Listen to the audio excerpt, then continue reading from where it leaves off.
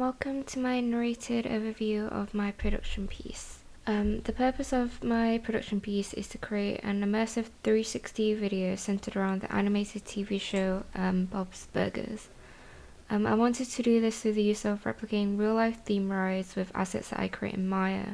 The idea behind this is that utilizing the idea of a 360 VR experience of a theme ride will create an engaging experience for the viewer, as the viewer is able to completely be immersed in the theme ride as though they're experiencing it in real life.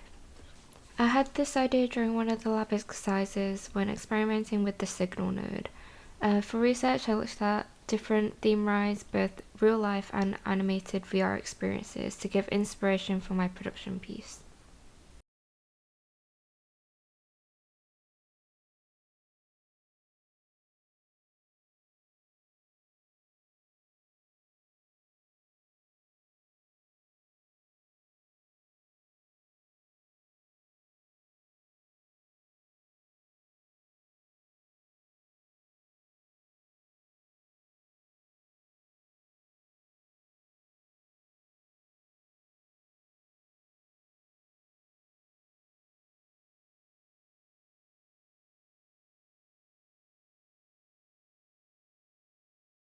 As well as looking at theme rides, I also needed to do research on the TV show to explore what would appeal to viewers.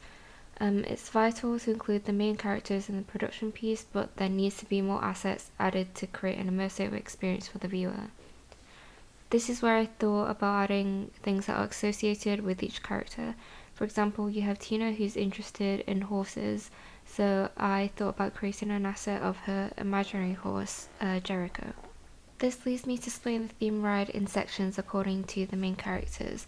As I had a limit, I needed to section them out equally, since having one section for each character would take up too much time. Therefore, I split them up into two and leaving one character for the finale. The opening theme song for the TV show is incredibly popular and would undoubtedly be recognized by the viewers if it were to be recreated in the theme ride. As the opening is an opening, I thought it would be best to have the theme ride begin with the recreation of the opening theme before segueing into the rest of the theme ride where I showcase the characters.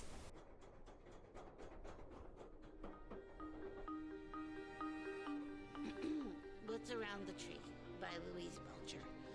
I can't see what's around the tree when I'm During the process of creating the production piece, I first began with creating the assets in Maya, which was mostly just utilizing the multi-cut tool and extruding to get the shapes that I wanted. When creating some of the assets, one of the issues that I had to keep in mind was that this experience could be unpleasant for people who suffer with motion sickness. As researched during the planning stages, I discussed creating stationary reference point for the viewer to stare at, so the brain signals to the viewer that they are not in motion, preventing any nausea. I did this here with the use of the burger cart as shown here.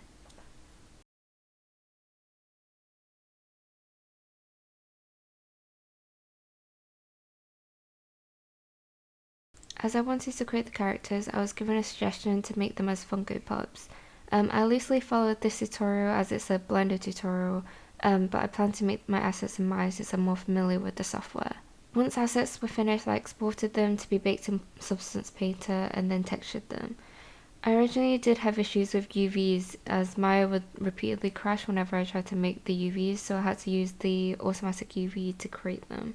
This made texturing in Substance Painter a little difficult and more time consuming than originally planned. There were some assets that I made which only needed simple texturing, so I did them in Maya, which saved a bit of time. After texturing, I imported the textures along with the assets into a new Maya scene where I began to make the production piece. The first thing I did was make the motion path for the burger cart to sit on. To make the production piece immersive, I wanted to include visual effects. As I'm not familiar with creating VFX in Maya, I needed to follow some tutorials. I did this with the Fire VFX, which turned out nicely, but I tried to create a water VFX on my own but struggled to get the outcome I wanted when I did my test renders. And I think the most difficult part was creating the animations with Mesh, because I had some issues where I would finish some of the Mesh animations and I'm not quite sure what happened, but it would just stop working, so I would have to redo them all, which was extremely time consuming. When working with Mesh, I experimented with different nodes as well as the ones mentioned during the lab exercises. I wanted to create different animations for the production piece because it wouldn't be as interesting if it were the same animations throughout the ride.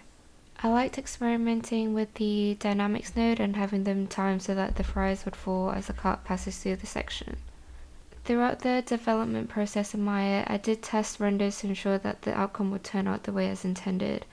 This was mostly done when implementing lighting so that the scene would be lit in a way that's most suitable for the viewer, as I planned to have the theme ride to be dimly lit, but that changed for some sections, as it wouldn't be ideal to have the scene too dim, which might make it difficult for the viewer to see anything. Once the development process had finished, I rendered the production piece in 4K and imported the sequence into Premiere Pro for the post-production stage. During the post-production stage, I imported the audio as shown here, so that it would fade in and out rather than having a sudden start, as well as importing the sound effects audio. This long audio that continues to the end is the roller coaster sound effect. I adjusted the volume for this so that it wouldn't drown out the music to create a good balance between the different audios. As I didn't include the snow visual effects in Maya due to time constraint, I did this in Premiere Pro instead.